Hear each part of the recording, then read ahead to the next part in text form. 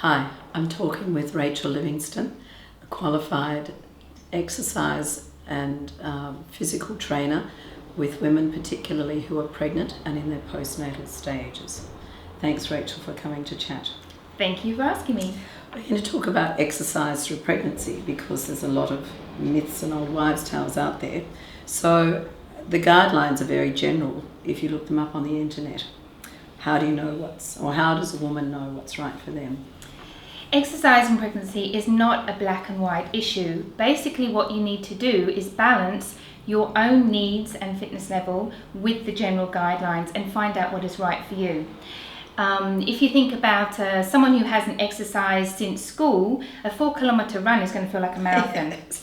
But a state level athlete will do that before breakfast. Yes. So what is normal for them is different, and that means that what is healthy for them in pregnancy is going to be different. So what we need to do is just look at your age, your fitness level, at what level you trained during your fitness life, and put those things together and come up with a routine that's right for you.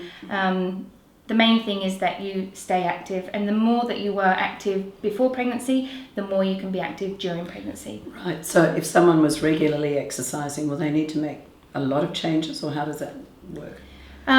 In general, there's very few conditions that will occur that will stop you exercising altogether, but you do need to be aware that we don't exactly know what each pregnancy is going to turn out like. You know, you may be great and full of beans one day and the next day not feeling great, and you have to be prepared to work with that. When you have a growth spurt, some exercises might not feel comfortable, and a few days later you're doing them fine. There are conditions that can occur, like a pubis symphysis dysfunction, where the pelvis becomes unstable and opens a little too early. And it's not so much about the danger for the baby, it's also about keeping mum well and uninjured. So you just need to be prepared mentally to adjust to what's occurring in the pregnancy. Taking that point up, can you actually strengthen the muscles around that quite early if that symphysis pubis happens? Absolutely, absolutely. I mean, one of the things we don't want to do is just to stop everything altogether, because then the likelihood is you're going to be putting on more weight, and that's going to put more pressure, but also all the muscles are going to get weak, and then there's more pressure on the ligaments. So if we can get all the muscles surrounding to stay strong and keep the weight within a healthy range, it's obviously going to put less pressure on the pubis symphysis. That's good. And sometimes your head just isn't in it. All they want to do is stay home. Understandable, but how do you manage that, or help them manage that? Yeah, obviously the physical side is important, but if someone's had a long road to getting pregnant, I mean, particularly if they've gone through rounds of IVF, they've had gynecological issues such as fibroids and polycystic ovaries, this thing feels even more magical, and they're more nervous. And even if your doctor and your exercise professional tells you that what you're doing is absolutely safe, if you can't feel it in your heart and in your head, and you're going to be stressing and worrying, it's more prudent to just back off more.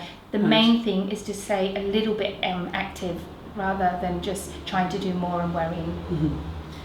Well, and now in terms of exercise, we can talk about aerobic and resistance exercise. So how does that all tie in with women who are pregnant? Okay, on the aerobic side, what we need to remember is we're keeping a base level of aerobic fitness. We can't enhance our fitness, we can't enhance our performance. And this is because from early on, we've got hormones pumping around our body that make us breathless. We also, as the baby starts to grow, the baby and the diaphragm compete for space. And you'll see pregnant women tend to breathe shallower and faster. Because of this, you can't go to the levels that you used to go to.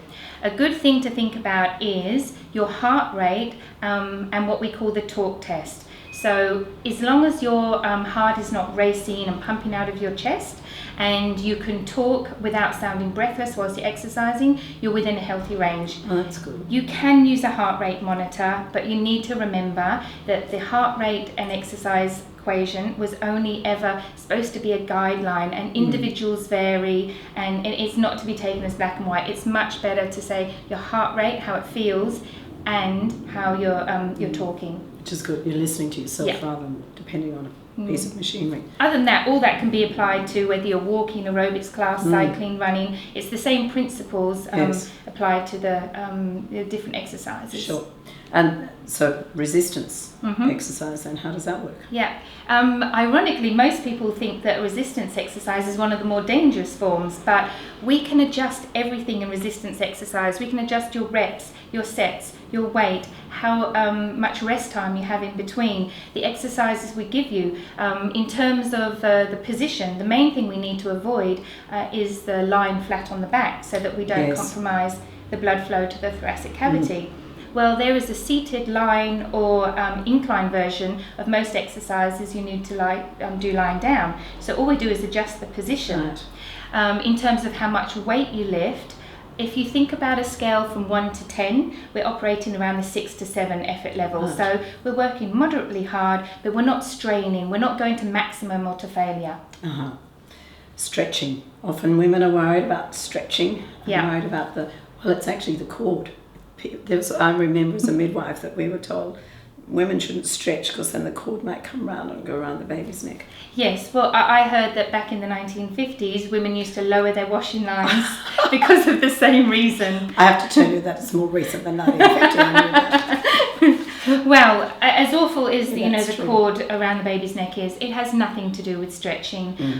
What we do need to be careful of is the relaxin hormone that is preparing the body for the birth and makes everything lax. But it's the ligaments it affects, not the muscles. So the muscles can still tighten and cause you aches and pains, so they do need to be stretched, but not too far, so that we don't overextend the ligament. So a good kind of rule of thumb is just because it goes further doesn't mean it should. Stretch to the level you're used to.